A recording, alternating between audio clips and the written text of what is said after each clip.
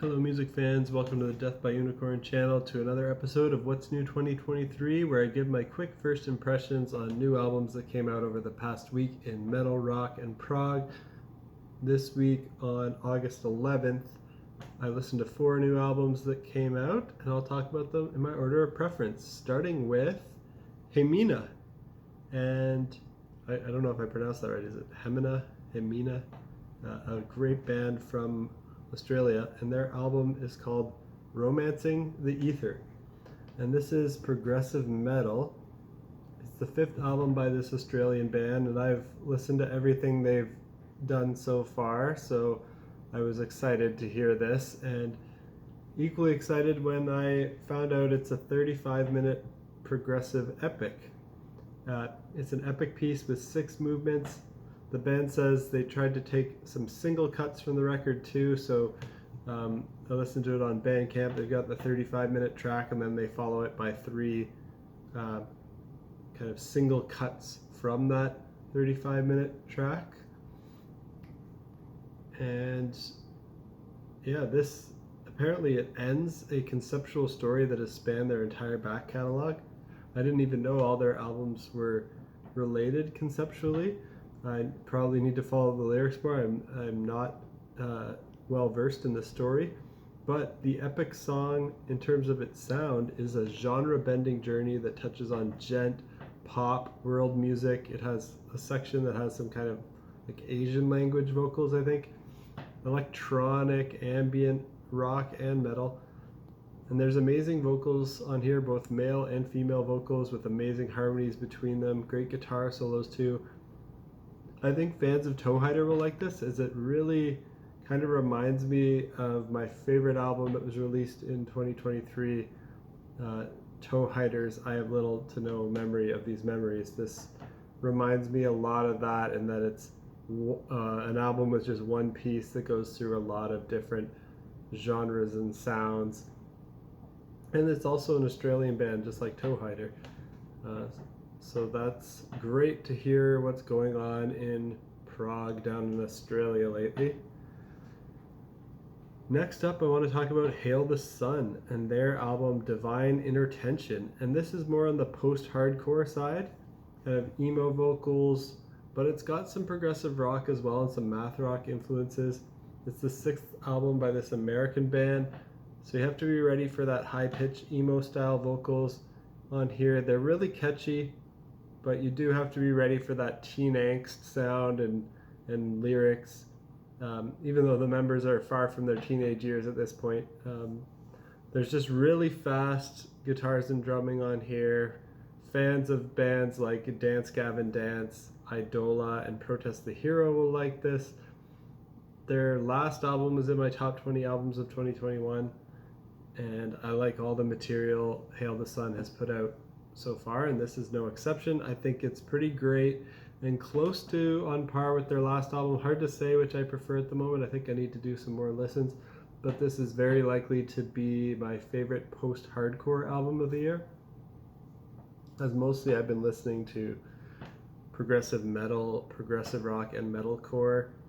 So most of my top 40 of the year will be dominated by those genres, but I think this one will slip in there and represent that post-hardcore style, which I also enjoy. And thirdly, I want to talk about a band called Urne and their album A Feast on Sorrow. This is progressive sludge metal. It's got some like stoner, doom, stoner rock influences in there as well. It's the 2nd album by this band from the UK, and I really liked their first album, Serpents in Spirit, so I was excited to hear this one. And I think this one lived up to their first one, though I have to listen more to decide which is better in my opinion. But if you're a fan of bands like Mastodon, particularly their older stuff, Cult of Luna, and Dune, I think you'll like this. The guitar riffs on here are intense. There's lots of harsh vocals, but also some clean vocals. The first song opens up the album in a pretty fast and thrashy way, so check that out if that sounds appealing to you. And lastly, I want to talk about Neal Morse's new album, The Dreamer Joseph Part 1. This is a progressive rock opera, And every album that I'm talking about today that came out on August 11th is great. It was kind of hard for me to pick the order to say them in. I'm calling this my least favorite of the four, but it is still great. It's hard to count how many albums this prolific American musician has done because he's been in Spock's Beard, which is a lot of my favorite stuff that he does, and Transatlantic, which is my other favorite stuff that he does. He also has a project called the Neal Morse Band, which I enjoy, but it's not quite on the same level as Spock's Beard or Transatlantic for me. I love those a bit more. And then he also released an album under a project called DiVirgilio Morse and Jennings in 2022, which I also like, but not as much as Spock's Beard and Transatlantic. So he's also had many solo albums, and I have not listened to them all because he has so many I don't even know how to count how many he has. But some are straightforward singer-songwriter albums, some are prog albums, and some are Christian worship music, the latter of which I'm not that interested in personally, but it's interesting to see how he does so many different kinds of music. He's an excellent musician. This one of his is more on the progressive side, but also has that rock opera and musical theater vibes, since there's a narrative story with many characters sung by different people. And I heard the single Like a Wall before the release, and it sounded pretty cool. The concept of the album here is, I think, the same as the musical Joseph and the Technicolor Dreamcoat, which is an interesting musical, I think, by Andrew Lloyd Webber. And it's based on a character, Joseph, from the Bible's book of Genesis. So he's got a bit of the biblical Christian themes in the album, but I wouldn't call it, it's not like a Christian rock or Christian worship music, but it is a progressive rock opera with a Christian story as the concept and narrative. All the playing on here is amazing. Obviously, it's just a little on the cheesy side. You have to be ready for that musical theater kind of presentation here. But I like musical theater, so I enjoyed it. And it might crack into my top 100 albums of the year at the end of the year. I think it will possibly make it to that list. Have to listen to it more to see how it ages.